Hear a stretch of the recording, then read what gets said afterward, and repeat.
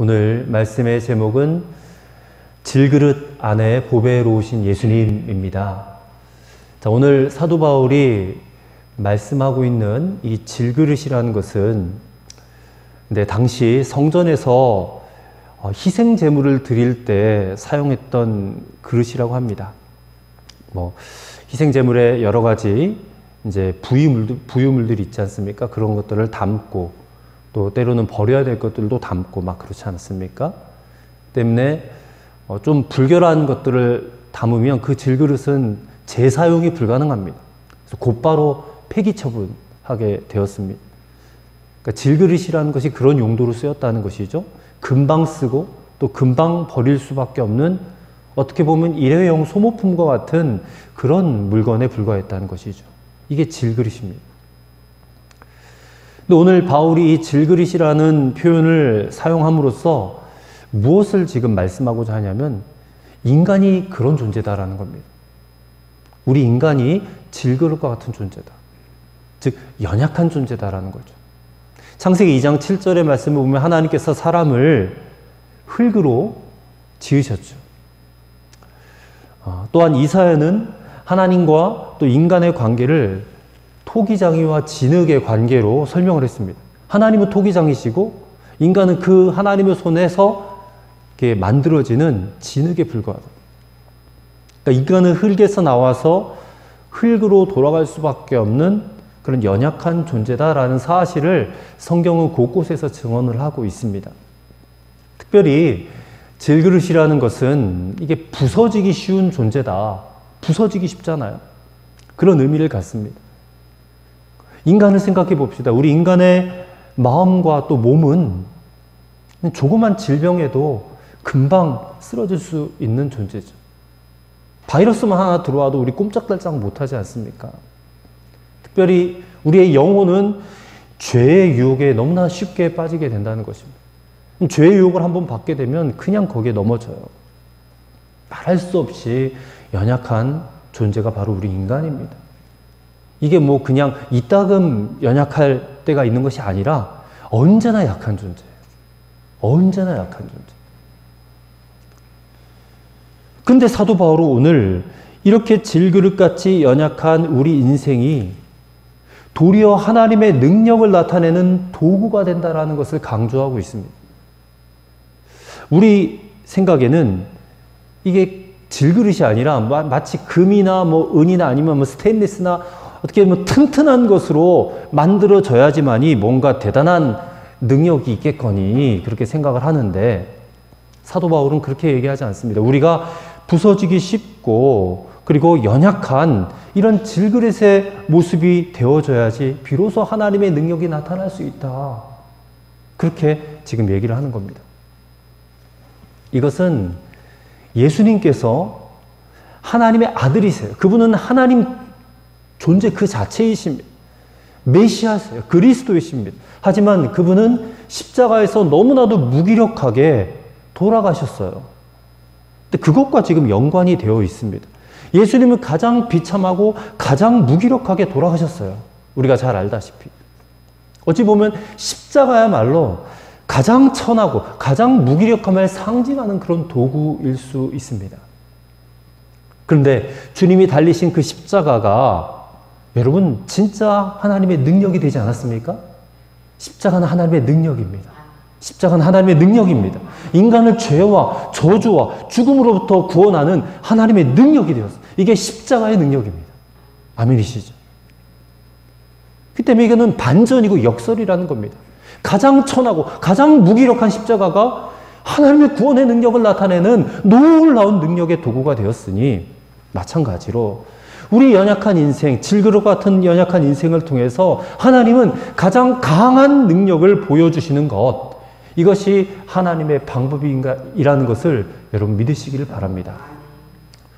오늘 사도 바울은 이렇게 질그릇 같은 저와 여러분 연약한 인생 가운데 너무나도 보배로운 예수 그리스도를 담고 있다라고 그렇게 고백을 하고 있습니다.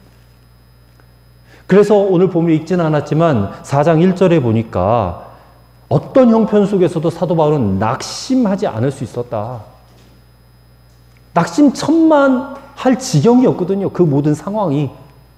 고린도 교회가 어떤 교회였습니까? 얼마 전에 큐티 말씀 고린도 전서를 우리가 묵상을 했는데 그 교회는 말할 수 없는 정말로 폭탄 맞은 그런 교회였거든요. 근데 그런 교회를 개척하고 에베소에 있다가 그 교회 소식을 듣고 얼마나 마음이 아팠을까. 고린도 전서를 묵상을 하면서 바울의 아픈 마음을 느낄 수가 있었어요. 근데 그런 상황 속에서도 바울은 낙심하지 않았거든요. 왜요?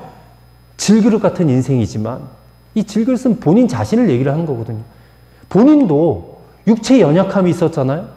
성서학자들은 바울에게 두 가지의 질병이 있었다고 말합니다. 하나는 안질이에요.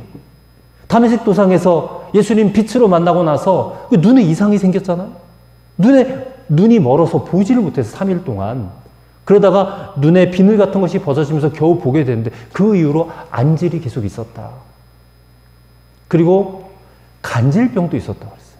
간질병이 어떤 것인지 아시죠? 갑자기 그냥 설교하다가 거품 물고 뒤로 넘어지는 그런 병이에요. 그런 육체의 연약함을 가지고 있었어요. 육체의 가시라고 표현을 했지 않습니까? 그래서 바울이 어떻게 하나님 앞에 기도했어요? 내게 이 가시가 좀 떠나가게 해달라. 그렇게 하나님 앞에 3번을 간구했는데 하나님이 그 기도를 안 들어주셨어요. 그 가시가 있는 것이 너에게 은혜다.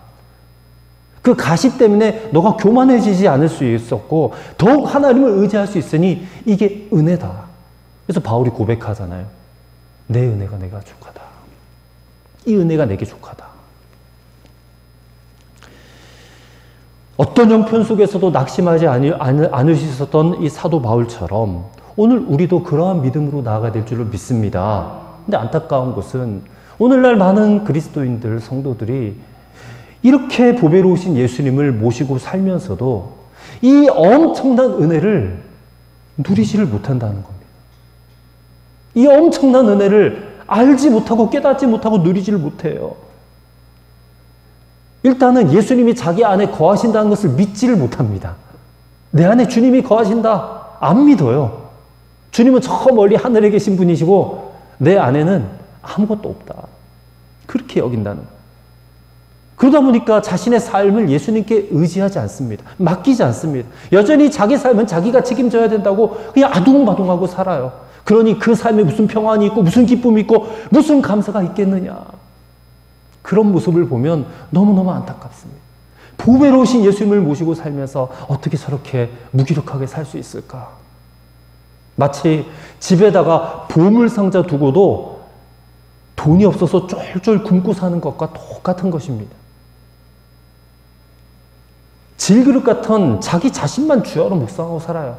난 왜 이렇게 연약할까? 난 왜 이렇게 부족할까? 난 왜 이렇게 병 때문에 고생할까? 자꾸 자기만 묵상하고 살아요. 그리스도인의 모습이 아니라는 겁니다. 오늘 저와 여러분의 모습이 이런 모습이 아닌지 돌아봐야 될 것입니다. 그리고 오늘 이 말씀을 통해서 우리가 정말 보배로우신 주 예수님을 모신 질그릇이라는 것을 분명히 깨닫게 되기를 간절히 소망합니다. 이것을 깨달은 성도는 어떻게 살까? 첫째로 그리스도 안에서 자신감을 갖고 살아야 된다는 것입니다. 자, 7절의 말씀을 보십시오. 우리가 이 보배를 질그릇에 가졌으니 이는 심히 큰 능력은 하나님께 있고 우리에게 있지 아니함을 알게 하려 함이라. 아멘이시죠? 우리에게는 능력이 없어요. 심히 큰 능력은 누구에게 있어요? 하나님께 있다. 그것을 깨닫게 하기 위해서 지금 이 비유를 든다 그 말입니다. 이 보배가 질그릇에 담겨 있다라는 이 말씀은 우리에게 일어난 3가지 변화를, 너무나도 놀라운 변화를 말씀하는데 첫 번째 변화는 뭐냐? 신분의 변화입니다. 신분의 변화. 그릇은 물론 그릇 자체도 중요하겠지요. 하지만 그보다 그 그릇 안에 뭐가 담겨 있느냐가 더 중요합니다. 왜냐하면 그 그릇이 담고 있는 내용물에 따라서 신분이 달라지기 때문에 그렇습니다. 질그릇이긴 해요. 보잘것 없습니다. 하지만 거기에 금이 담기면 그 그릇은 금그릇이 되고 은이 담기면 은그릇이 되겠죠. 아주 귀한 음식을 담으면 그 그릇의 신분도 변화될 수밖에 없는 겁니다. 근데 하물며 보배를 담은 그릇이니 이게 얼마나 귀한 것이 되겠느냐는 것이죠. 두 번째 변화는 가치의 변화입니다. 무슨 신분의 변화와 비슷한 말씀이기도 하지만 가치가 변화되는 거예요. 그릇 속에 들어있는 내용물에 따라서 이 질그릇 자체로 볼 때는, 질그릇으로만 볼 때는 이게 뭐 몇 푼 안 하겠죠. 가치가 얼마 안 하겠죠. 근데 그 속에 보배가 담기면 이 그릇의 가치 또한 엄청난 고가가 될 수 있다라는 거죠. 세 번째는 용도의 변화입니다. 용도. 이 그릇에 담겨지는 내용물에 따라서 놓일 장소가 달라지는 거거든요. 거기에 무슨 쓰레기가 담기고 오물이 담기면 저 바깥 뜰이나 구석진 곳에 그냥 내팽개치듯이 그렇게 버림을 받게 될 것입니다. 근데 보배가 담기면 이 그릇은 어디다 두겠어요? 가장 잘 보이는 곳, 가장 귀한 곳에 모셔놓는 것이 되죠. 이 세 가지의 변화, 신분의 변화, 가치의 변화, 용도의 변화. 이것을 일컬어서 여러분 은혜라고 하는 것입니다. 생각해 보세요. 질그릇 같은 우리 인생에 보배로우신 주 예수님이 들어오셨어요. 함께 우리와 살고 계시고 우리는 그분과 하나가 되었어요. 그래서 우리의 신분이 어떻게 되었습니까? 우리의 신분은 하나님의 자녀가 되었어요. 본래는 마귀의 자녀였거든요. 마귀의 자식이었습니다. 마귀의 종로로 타는 마귀의 자식이었는데 하나님의 자녀가 됐어요. 신분의 변화가 일어났어요. 우리의 가치는 얼마나 되었을까요? 이게 감히 돈으로 매길 수 없는 그런 가치를 갖게 되었어요.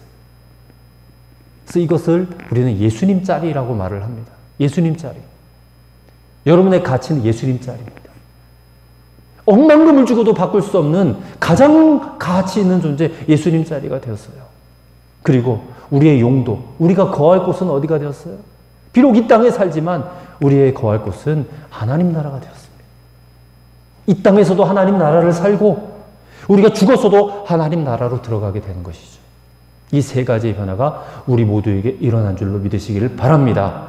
누구 때문에? 보배 때문에. 우리 안에 계시는 예수님 때문에. 이렇게 우리가 귀히 여김을 받게 된 줄로 믿습니다. 그래서 질그릇된 우리가 고백할 것이 뭐가 있겠어요? 정말 사도 바울의 고백과 똑같이 고백할 수밖에 없는 겁니다. 나의 나 된 것이 다 하나님의 은혜로 된 것이다. 그렇게 고백해야 되지 않겠습니까, 여러분? 이 말 외에는 달리 할 말이 없어요, 하나님 앞에. 하나님, 나의 나 된 것은 하나님의 은혜로 된 것입니다라고 말씀드릴 수밖에 없습니다. 여러분의 입술을 열어서 하나님 앞에 그런 고백을 올려드리시기를 저는 간절히 바랍니다. 예수님이 종려주일에 예루살렘에 입성하실 때에 벳박에 나귀 새끼를 타고 입성을 하셨어요. 우리는 벳박의 나귀 새끼와 같은 존재들입니다. 왜 나귀 새끼가 가는데 사람들이 거기다가 겉옷을 길가에 펴고 종려나무 가지를 들고 앞에서 호위하고 뒤에서 따르며 호산나 소리를 불러요? 아, 나귀 새끼가 아주 대단한 존재가 된 겁니다. 어떻게 대단한 존재가 되었어요? 자기 등에 예수님을 모시고 태우고 가기 때문에. 그래서 예수님을 향하여 외치고 예수님을 환영하고 영접하는 것이지만 나귀 새끼도 덩달아 함께 환영받고 존귀 여김을 받게 되는 거예요. 그러나 우리가 스스로를 보잘것없이 한낱 나귀 새끼처럼 불과하다고, 나 아무짝에 쓸모없어, 나 아무 보잘것없는 존재야라고 그렇게 여길 필요가 없다라는 것입니다. 왜요? 가장 귀한 보배로우신 주 예수님을 내 마음에 품고 있기 때문에 이 질그릇 같은 존재, 벳박의 나귀 새끼 같은 존재일지라도 너무나도 존귀한 존재예요. 오늘 이 자리에 계신 저와 여러분 모두가 주님의 몸된 교회를 이렇게 세워나가는 그런 일꾼으로 선택되어지고 부름 받으셨으면 저는 확신합니다. 우리가 다 질그릇 같아요. 우리 한 사람 한 사람 놓고 보면 다 연약합니다. 우리가 무엇을 할 수 있겠는가 이런 생각이 들어요. 하지만 우리 안에는 누가 계십니까? 보배로우신 주 예수님이 계세요. 우리는 그 주님을 소유한 자들입니다. 우리의 신분과 가치와 용도가 바뀌어진 존재들이에요. 그래서 우리는 그 자체로 귀한 존재가 되었습니다. 그렇게 부름받았고 그렇게 우리는 쓰임받고 있습니다. 그러니 우리는 자신감을 가질 수가 있는 거예요. 어디를 가서든 여러분 당당하시길 바랍니다. 나 예수 믿는다고, 나 교회 다닌다고 막 세상 사람들 앞에 주눅 들고 막 숨기고 그러지 마세요. 당당하게 나 예수님 믿는 사람이다. 여러분 증거하세요. 하나님은 살아계시다. 나를 이렇게 바꾸어 놓으셨다. 나를 이렇게 변화시켜 놓으셨다라고 담대하게 선포하시길 바랍니다. 그런 자신감이 우리에게 부어질 줄을 믿습니다. 두 번째로, 여러분 절대로 믿음을 포기하지 말아야 한다는 것입니다. 자, 8절과 9절을 보십시오. 같이 한번 읽겠습니다. 8절 9절입니다.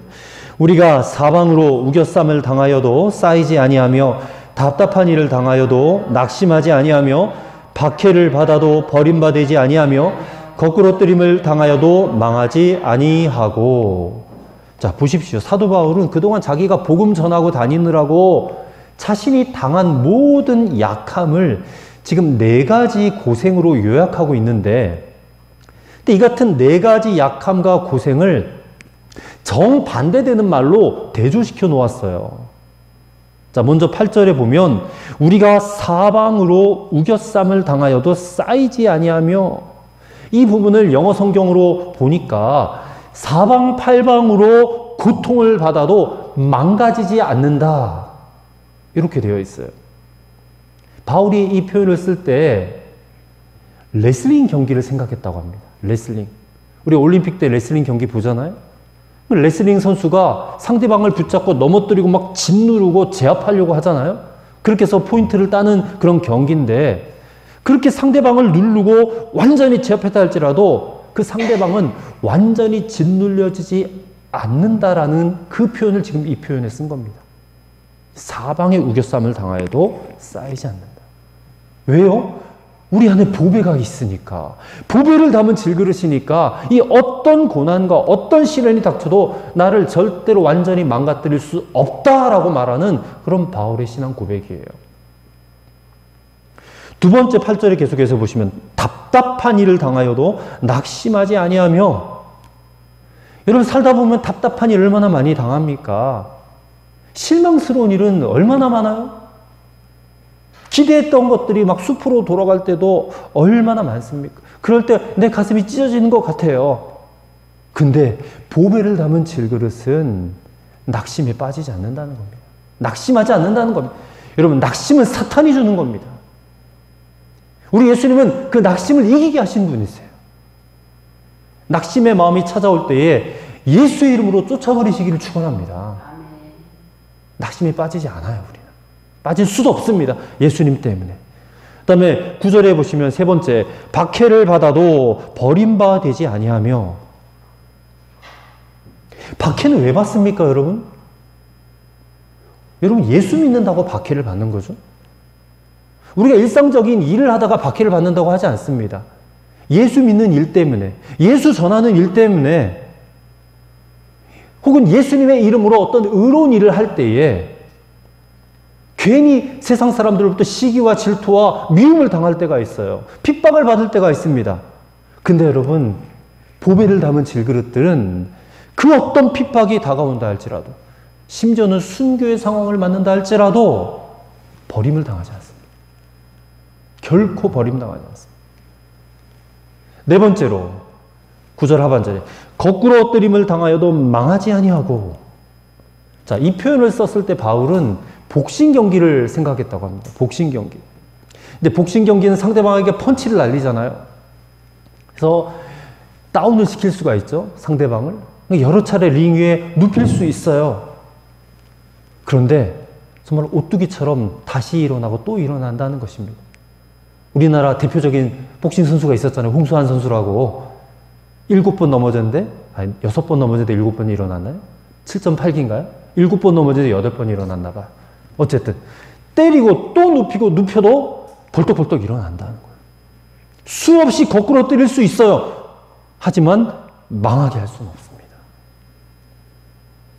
예수 믿는 이들에게는 보배가 있기 때문에 그렇습니다. 한 이야기를 읽었습니다. 19세기에 호레이시오 스패포드라고 하는 미국의 한 변호사가 있었습니다.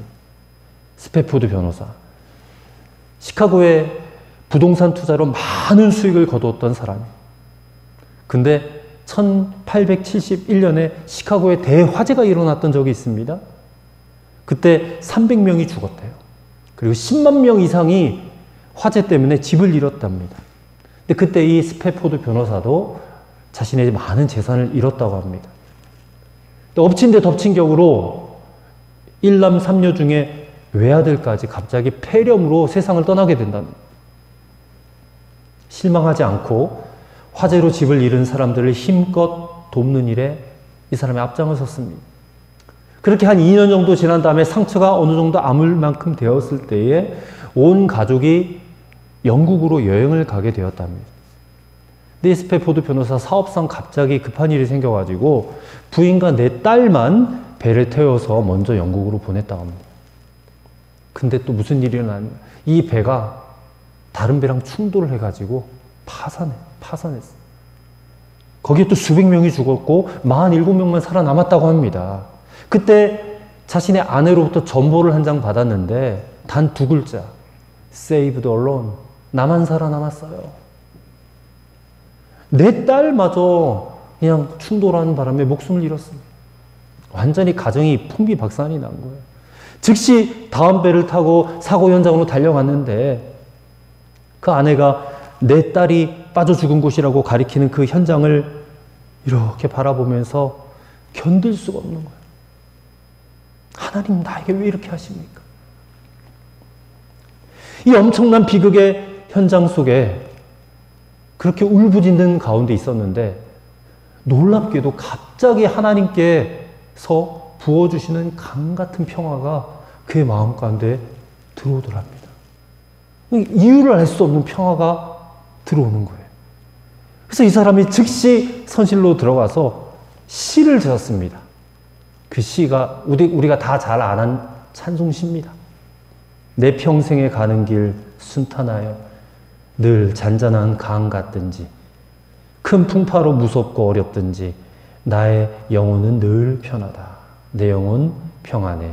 내 영혼 평안해. 우리가 다 잘 아는 찬송가 413장 이따가 부를 찬송인데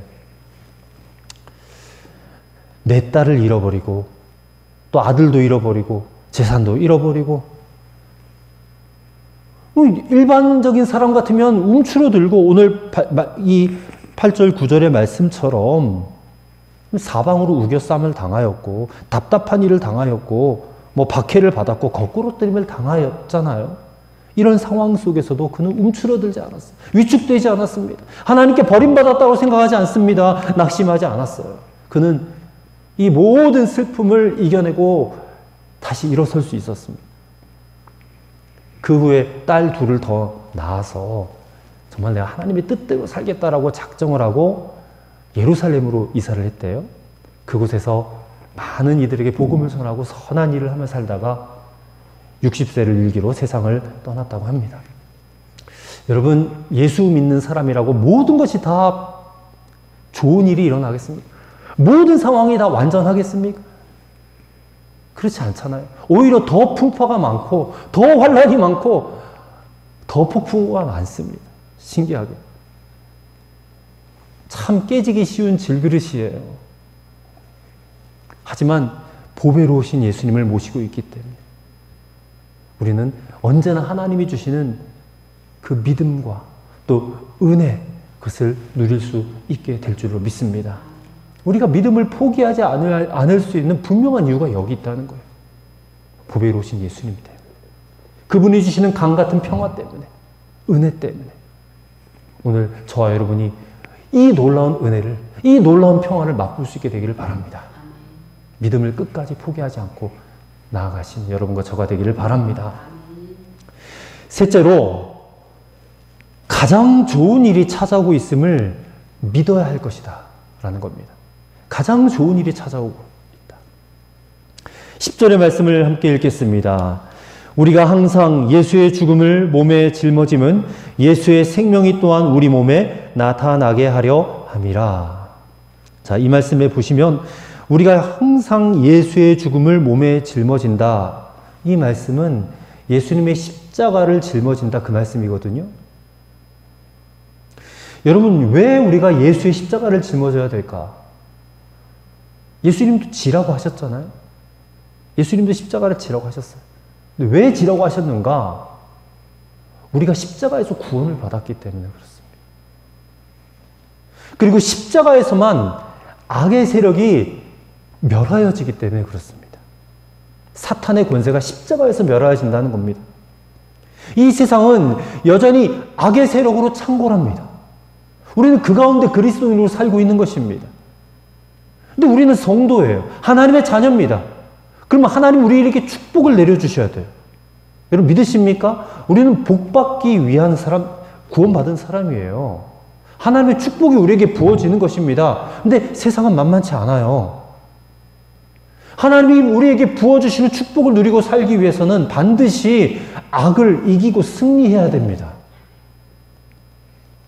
근데 우리가 이 악한 세상, 죄와 사탄과 마귀가 창궐한 이 세상에서 이것들을 이길 수 있는 유일한 능력이 무엇인가? 단언코 십자가의 능력입니다. 십자가의 능력. 그래서 십자가를 든든히 붙잡으라는 겁니다. 십자가를 붙잡는 게 무엇이에요? 십자가를 지는 것입니다. 이것은 십자가를 목걸이로 만들어서 차고 댕기라 이런 거 아닙니다. 무슨 부적처럼 집에다 모셔놓고 날마다 그거 바라보면서 그 앞에서 빌라 이런 얘기 아닙니다.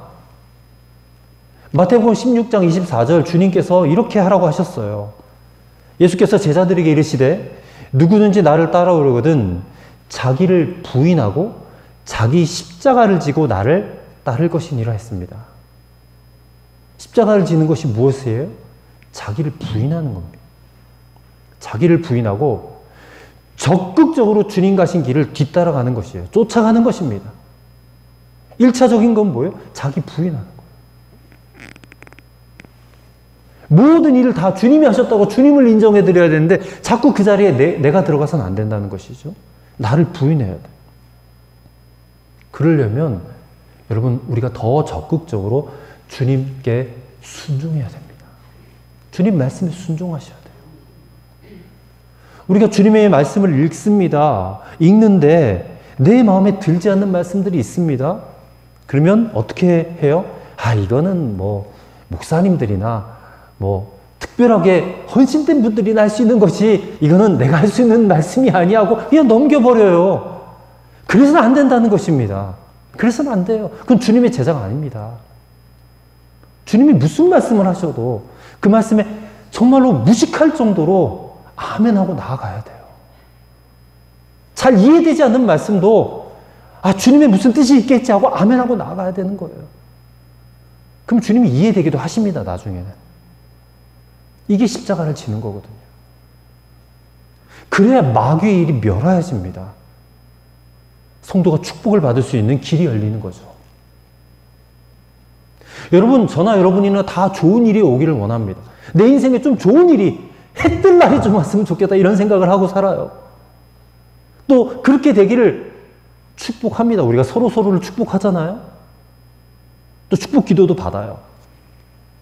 그러나 그렇게 되기를 원한다 말하면서도 그냥 가만히만 있으면 그냥 좋은 일이 내게 오겠습니까? 하나님 나에게 축복 주기를 원하세요. 그렇다고 나 가만히 있으면 축복을 받습니까? 여러분 지금 영적으로 비상시기입니다. 여러분 눈에 보이지 않지만 악한 영은 활개를 치고 있어요. 왜 그렇게 합니까? 베드로서에 분명히 말씀하고 있지 않습니까?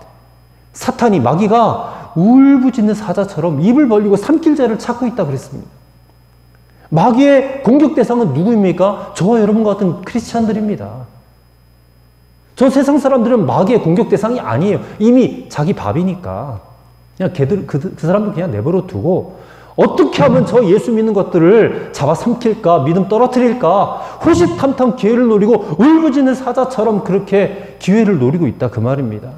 왜요? 하늘로부터 오는 좋은 것들, 하늘의 복을 차단시키려고, 하나님과 관계 끊어놓으려고, 그 영적인 젖줄을 공급받지 못하게 끊어버리려고 그렇게 기회를 노리고 있다는 것이에요.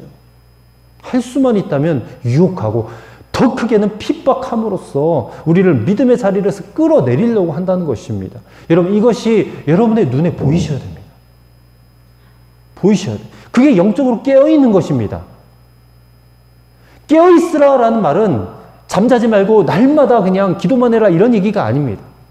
사탄이 무엇을 하고 있는지를 보는 눈이 열리는 게 영적으로 깨어있는 것입니다. 그럼 우리는 어떻게 해야 됩니까? 이 마귀의 일들을 꺾어야죠. 가만히만 있으면 누가 꺾어줍니까? 아니요. 주님은 그것을 네가 하라고 하는 겁니다. 네가 마귀의 일을 꺾어야 돼. 그래야 우리에게 하늘의 복이 임하는 거죠. 좋은 일이 우리에게 임하는 것입니다. 어떻게 꺾을 수 있어요, 여러분? 십자가에서만 꺾어지는 겁니다. 십자가에서. 우리가 십자가를 붙들고, 아니 십자가를 지고 믿음으로 살아야 된다는 것입니다. 그래서 믿음으로 살라라는 거예요. 그냥 믿음을 가슴속에 품고 있는 것이 아닙니다. 나 예수 믿어? 나 교회 다녀? 그리고 아무것도 안 일어나요. 믿음으로 살지 않기 때문에 그래요. 적극적으로 믿음을 표현하고 내 신앙을 표현하고 내가 믿음으로 한번 살아보겠다고 몸부림치고 완벽하진 않겠지만 좀 우리가 그렇게 살아야 되지 않겠는가. 할 수 있는 대로 좀 주님을 쫓아갔으면 좋겠어요. 주님 가신 길. 기도의 자리로 나아가시고 전도의 자리로 나아가시고 그리고 가장 중요한 여러분의 이웃을 사랑하고 섬기는 자리로 나아가셔야 됩니다. 주님의 은혜와 사랑을 받았기 때문에 그것은 반드시 이웃을 향한 사랑으로 여러분 펼쳐지셔야 돼요. 그래야 그리스도가 세상에 증거가 됩니다. 그래야 마귀의 일이 멸하여집니다. 그때 하늘의 문이 열리고 하늘의 복이 우리에게 부어지는 것입니다. 마귀가 꼼짝 못해요. 우리가 그렇게 하면. 사랑하는 성도 여러분, 말씀을 마무리하겠습니다. 우리가 소유할 지상 최대의 보배는 바로 우리 주님 예수 그리스도이십니다. 우리는 그분을 내 마음속에 모셨어요. 그분의 십자가가 우리 안에 있습니다. 우리가 비록 질그릇 같은 존재들이지만 우리 안에 이와 같이 보배로운 주 예수님, 그 예수님을 모시고 있기 때문에 우리에겐 소망이 있습니다. 희망이 있습니다. 그분은 빛이십니다. 우리 안에 어두움을 다 물리쳐버리시고 빛을 비춰주시는 분이십니다. 저는 우리 교회 빛의 숲 교회잖아요. 네. 주님의 그 빛을 받은 자들이 모여들어서 정말로 숲과 같이 이루어지는 그런 교회가 되기를 꿈꿉니다. 우리가 먼저 시작하면 돼요. 우리가 먼저 시작하면. 그럼 하나님이 역사하십니다. 마귀의 일을 꺾고 여러분 승리하시기를 축원합니다. 좋은 일이 오게 될 겁니다. 아멘. 우리는 그것을 믿는 자들입니다. 믿어야지 복이 옵니다. 십자가의 능력으로 살아가시기를 주의 이름으로 축원합니다. 기도하겠습니다. 하나님 아버지, 우리가 비록 질그릇 같은 연약한 인생들이지만 가장 보배로운 예수 그리스도를 모시고 살게 하시는 은혜가 너무나 크다는 것을 깨닫게 하옵소서. 이 은혜가 은혜로 믿어지는 역사가 오늘 우리에게 일어나게 하여 주옵소서. 우리가 그리스도 안에서 자신감을 갖고 살기 원합니다. 어떤 상황에도 절대로 믿음을 포기하지 않기 원합니다. 그리고 나에게 가장 좋은 일이 찾아오고 있음을 믿기 원합니다. 오직 기도와 말씀으로 마귀의 일을 꺾고 승리할 수 있게 하옵소서. 예수님 이름으로 기도하옵나이다. 아멘.